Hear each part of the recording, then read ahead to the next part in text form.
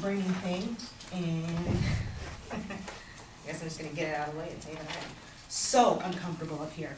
But I guess I'm gonna talk about some transitions, and maybe they won't be what I wrote down because I don't know. I guess it's easy for me to relate, I guess, to some of the people that went before. When I was a kid, I was like horribly shy. I have three older siblings and a younger brother. All of them are way more outgoing than me. It was pretty much crippling how shy I was growing up. So people never really paid attention to me. Of the 5 kids that my parents have, I'm number 4. Second kid they have is a set of twins. So they were all special, and I'm like number 4. I'm like, you know, growing up, nothing was ever really like streamlined or handed to me. Like everything I wanted, I really had to like make a big deal out of to get, because my parents were always like, yeah, she's just making a big deal. So I really had to like make my point, you know, do crazy things to get my parents to pay attention to me. At some point, through a series of pretty unfortunate events, I was forced to move to New Jersey to live with my dad when I was a teenager. I was the new girl. I don't know if you guys have ever been to New Jersey, but it is like Texas, okay? So it's just very different. I was the new girl. I talked different. I talked faster. But what, you know, and while it's just a different place. But what I didn't know at the time was that all eyes were on me. I was smarter than everybody because the curriculum is different. So, you know, when you're a junior in high school here, it's like you're doing senior work on the East Coast. So I was smarter. I didn't have children.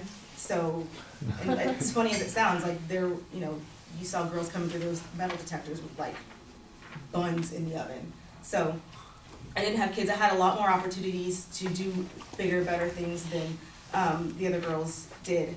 But I didn't take them because New Jersey sucks. This place is stupid. I have friends in California. It's cold here, right? So, so 6 months later, I left, and I came back to California.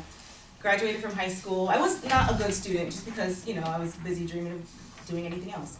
So, after high school, moved out. I decided I didn't want to go to college. I wanted to have money instead. So I worked and, you know, did the underage drinking thing, did the partying thing. I was not a nice person. I was not a good person. Had pretty much no goals for myself. I didn't know what I was going to do or where I wanted to go. I knew I wanted to be important. I knew I wanted to do something special and be someone awesome. And I wasn't really sure how I was going to get there until one day I woke up with a hangover and I looked at my MySpace because, you know. And I sent these like pictures. All my friends are graduating from colleges and they're all like, you know, their little tassels and their cap and gowns, and their parents are all like proud. And I'm like, what? People went to college? So no one ever talked to me in high school about college. No one ever said like, hey Montez, you know, it's a thing you can do. So it never really crossed my mind like, yeah, I can go to college, or maybe I want to go to college. It was never, nothing. It was never. No one was ever like, hey, you know, first you got to do this, then you got to do that, and that's how you get in college. And so I think I realized that day, like, the world doesn't stop. Nothing stops happening just because you do, just because you stop happening, just because you stop doing things with your life.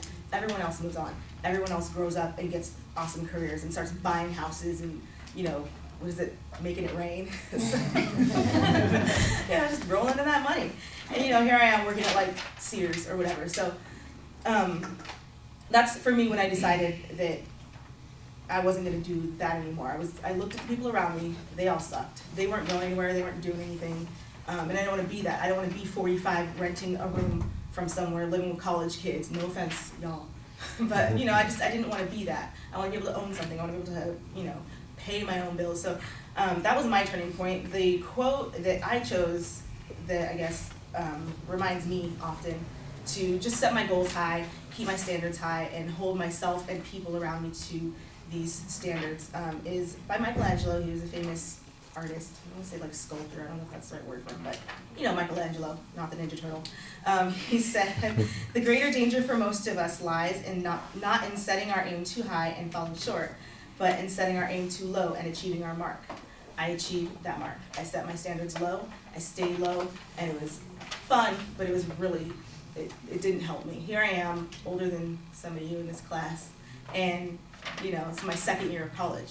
But it's important that when you do figure it out and when you do, you know, start your road to whatever achievements you're trying to make, just keep, like she said, like Lori said earlier, just keep reaching forward. It's discouraging. I want to be a dentist, guys.